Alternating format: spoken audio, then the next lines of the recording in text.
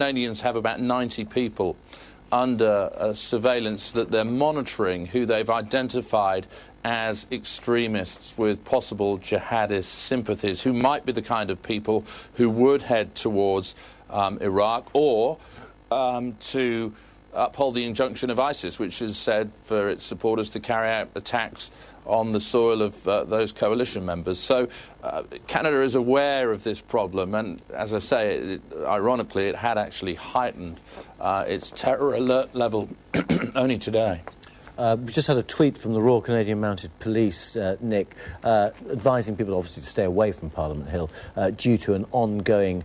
police incident. I don't know how familiar you are with the parliamentary buildings there, but normally is security pretty tight, because this man, it would seem, appears to have shot somebody in downtown Ottawa, a soldier who, according to some reports, was rushed away by paramedics, so it's not clear if that was a fatal shooting, but then started racing towards the Parliament buildings, and it appears to have got inside. Look, it's a while since I've been to Ottawa, but my impression from my visits there was that security isn't on the same level as it would be, say, in Washington or perhaps around the British Parliament.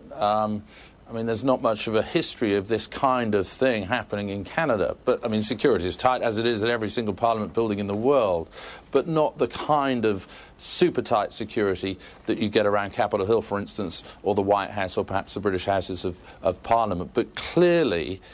given what happened 2 days ago with this attack on these two soldiers in a car park, and the suspect, this 25-year-old, apparently had waited